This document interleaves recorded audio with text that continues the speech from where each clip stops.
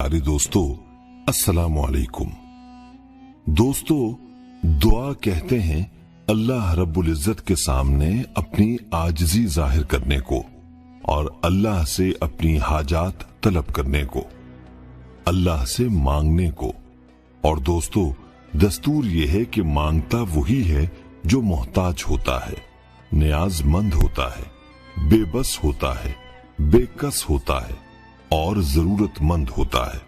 और ये बात जाहिर है कि जिससे मांगा जाता है वो बादशाह होता है, दाता होता है, बेनियाज होता है, अता करने वाला होता है, आका होता है, मालिक होता है, इसलिए तो उससे मांगा जाता है। दोस्तों, अब मांगने के लिए भी कुछ उसूल होते हैं, कुछ सलीका होता है, कुछ गुर होते हैं। अगर तो आपको वो सलीका, वो तरीका आता है जिससे आप बादशाह के सामने सवाल रखेंगे तो आपकी इल्तिजा कबूल की जाएगी और आपको जो आप मांगेंगे अता किया जाएगा। लेकिन अगर आप लापरवाही के साथ और बेनियाजी के साथ सवाल करेंगे तो आपकी इल्तिजा, आपकी दुआ कैसे मकबूल हो सकती है। दोस्तों, आज की वीडियो में हम आपको उन गलतियों के बारे में बताने जा रहे हैं जिनकी वजह से दुआएं कबूल नहीं होती, और ये भी बताएंगे कि उन गलतियों में 4 बड़ी गलतियां कौन सी हैं। इस हवाले से मुकम्मल तफसील जानने के लिए वीडियो को आखिर तक लाजमी देखिएगा।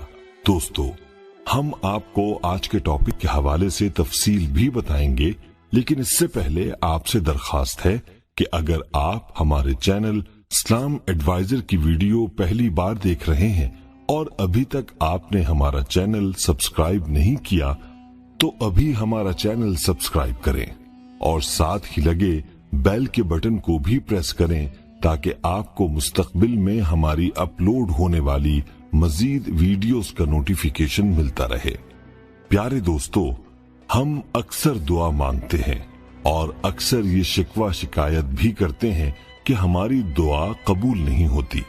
हालांकि हम अच्छी तरह जानते हैं कि हमारा दुआ करने का अंदाज क्या है, हम किस तरह अल्लाह से दुआ करते हैं, दुआ को कितना वक्त देते हैं।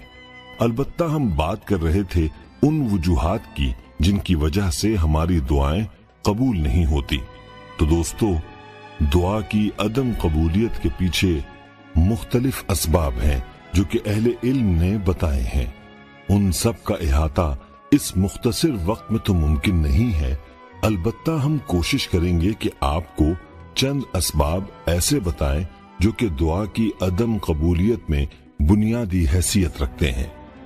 दोस्तों, इन वजूहात में सरे फहरिस्त ये गलती है कि अक्सर लोग दुआ में अल्लाह की तारीफ नहीं करते। दुआ की कबूलियत के लिए ये शर्त है कि अल्लाह की हम्दो सना की जाए और फिर उसके बाद जो दुआ मांगनी है वो मांगे।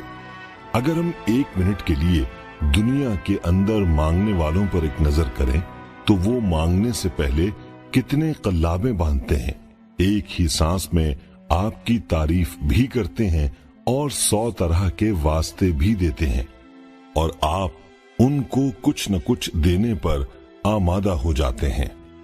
तो दोस्तों, यही कानून और कायदा अल्लाह से मांगने का भी है कि पहले उसकी तारीफ की जाए, उसको उसके प्यारे प्यारे नामों से पुकारा जाए और फिर उसके सामने अपनी हाजत रखी जाए। अहदीस में आता है कि अस्माउल हुस्ना के वसीले से मांगी हुई दुआएं कबूल होती हैं। इसलिए जरूरी है कि हर दुआ से पहले अल्लाह की हम्दो सना की जाए, फिर दुआ मांगी जाए। दूसरी गलती जो अक्सर लोग करते हैं वो है दुआ में दुरूद पाक का न पढ़ना। रिवायात में आता है कि जिस दुआ में दुरूद पाक नहीं पढ़ा जाता वो दुआ ऊपर आसमान की तरफ जाती ही नहीं, और जिस दुआ के साथ दुरूद पढ़ा जाता है उसके लिए आसमानों के दरवाजे खुल दिए जाते हैं, क्योंकि दुरूद को ये फजीलत हासिल है कि ये सीधा अल्लाह के पास ले जाया जाता है। इसलिए जरूरी है कि हर दुआ के अव्वल और आखिर درود پاک لازمی پڑھا جائے تاکہ اسے شرف قبولیت حاصل ہو۔ دوستو، تیسری غلطی یہ ہے کہ ہم جو دعا بھی کرتے ہیں غفلت کے ساتھ کرتے ہیں۔ اکثر اوقات ہمیں پتہ بھی نہیں ہوتا کہ ہم نے دعا کیا کی ہے۔ نبی اکرم صلی اللہ علیہ وآلہ وسلم کا ارشاد ہے، جان لیں اللہ تعالی غافل اور لاپرواہ دلوں کی دعا قبول نہیں فرماتا۔ ہمیں چاہیے کہ دعا کو خشوع و خضوع کے ساتھ کیا جائے۔ دعا مانگتے وقت ہماری پوری توجہ اللہ کی طرف ہونی چاہیے۔ اور چوتھی جو غلطی دعا کے مانگنے میں کی جاتی ہے وہ یہ ہے کہ دعا مناسب وقت پر نہیں کی جاتی۔ ویسے تو اللہ سے مانگنے کا کوئی وقت نہیں، لیکن احادیث میں ایسے اوقات کے بارے میں روایات ملتی ہیں جن میں دعا کے قبول ہونے کے امکانات زیادہ ہیں، اور اسی طرح سے کچھ مقامات بھی ایسے بتائے گئے ہیں جن پر دعا کا قبول ہونا بتلایا گیا ہے۔ اس لیے ضروری ہے کہ ان اوقات اور مقامات کے بارے میں جانا جائے اور ان اوقات کے دوران دعا زیادہ کثرت سے کی جائے۔ پیارے دوستو، ان بڑی غلطیوں کے علاوہ دعا کے کچھ دیگر موانع بھی ہیں، اگر وہ بھی پائے جائیں تو دعا قبول نہیں ہوتی۔ مثلا حرام خوری، جس شخص کا کھانا پینا اور لباس حرام کمائی سے ہو اس شخص کی دعا اللہ تعالی قبول نہیں کرتے۔ صحیح مسلم کی ایک طویل حدیث ہے جس میں اللہ کے رسول صلی اللہ علیہ وآلہ وسلم نے ایک آدمی کا ذکر کیا، یعنی آپ نے ایسے شخص کا حال بیان فرمایا کہ طوالت سفر کے باعث اس کے بال پراگندہ اور جسم غبار آلود ہے۔ اس فقیرانہ حالت میں ایک بندہ آسمان کی طرف ہاتھ بلند کر کے یا رب پکارتا ہے، لیکن اس کا کھانا پینا اور لباس حرام کی کمائی سے بنا ہے اور اس کا جسم حرام سے پلا ہے۔ ایسے شخص کی دعا کیسے قبول ہو سکتی ہے؟ لہذا بحیثیت مسلمان ہر شخص کو اپنا احتساب کرنا چاہیے اور سوچنا چاہیے کہ اس کی کمائی حلال کی ہے یا حرام کی۔ وہ اپنے بیوی بچوں کے منہ میں جو نوالا ڈال رہا ہے وہ حلال طریقے سے آیا ہے یا حرام طریقے سے۔ اللہ تعالی ہماری اور آپ کی حفاظت فرمائے۔ اس لیے ہمیں چاہیے کہ پورے خلوص، خشوع اور خضوع کے ساتھ اللہ رب العالمین سے دعا مانگیں۔ دعا کی ابتدا اللہ کی حمد و ثنا اور رسول اکرم صلی اللہ علیہ وآلہ وسلم پر درود و سلام سے کریں اور اسی پر ختم کریں۔ جو بھی دعا کریں پوری عزیمت، سنجیدگی اور یقین کے ساتھ کریں اور نتیجے کے تعلق سے جلد بازی بالکل نہ کریں۔ حرام خوراک، حرام لباس اور حرام کاموں سے اپنے آپ کو دور رکھیں۔ اللہ کے ساتھ اپنا تعلق نماز کے ذریعے سے مضبوط بنائیں۔ اللہ سے پورے یقین کے ساتھ دعا مانگیں اور غافل دل کے ساتھ دعا مانگنے سے پرہیز کریں، بلکہ اللہ سے ایسے مانگیں جیسے اولاد اپنے ماں باپ سے پورے وثوق کے ساتھ مانگتی ہے، پھر دیکھیں اللہ قبول کرتا ہے یا نہیں۔ اللہ تعالی ہمیں ان سب باتوں کو سمجھنے اور ان پر عمل کرنے کی توفیق عطا فرمائے۔ دوستو، دعا کے قبول ہونے کے بارے میں کچھ غلط فہمیاں ہمارے ذہنوں میں ہیں، انہیں دور کرنا بھی ضروری ہے۔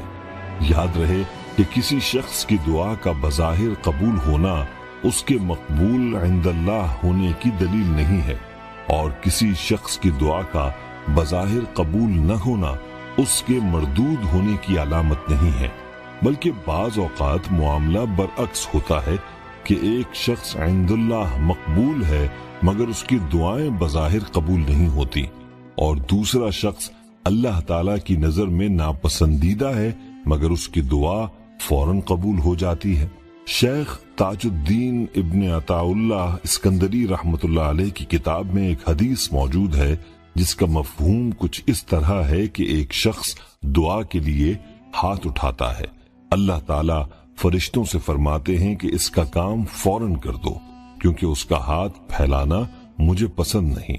और एक शख्स दुआ करता है तो अल्लाह ताला फरिश्तों से फरमाते हैं कि इसका काम करने में तवक्कुफ करो, क्योंकि इसका हाथ फैलाना और मेरे सामने इसका गिड़गिड़ाना मुझे बहुत अच्छा लगता है। मतलब ये कि किसी शख्स को दुआ की तौफीक हो जाना बहुत बड़ी नेमत है।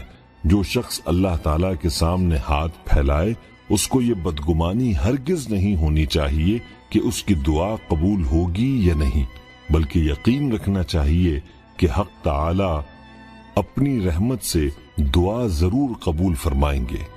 अबू दाऊद, तिर्मिजी, इब्न माजा में हदीस है कि हक ताला बहुत ही करीम और साहिबे हया हैं। जब बंदे उसकी पाक बारगाह में हाथ फैलाते हैं तो उसको शर्म आती है कि वो उनको खाली हाथ वापस कर दें। दोस्तों, ये हमारी कोताह नजरी और गलत फहमी है कि हम जो चीज अल्लाह ताला से मांगते हैं, अगर वही चीज मिल जाए तो हम समझते हैं दुआ कबूल हो गई, और अगर वही मांगी हुई चीज न मिले तो समझते हैं कि दुआ कबूल नहीं हुई। हालांकि कबूलियत दुआ की सिर्फ यही एक शक्ल नहीं है।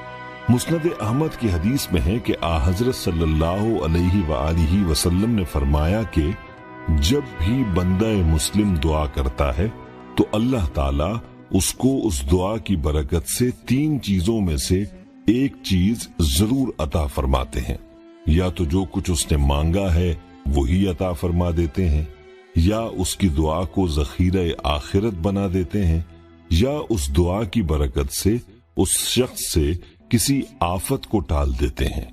बहवाला मिशकात शरीफ।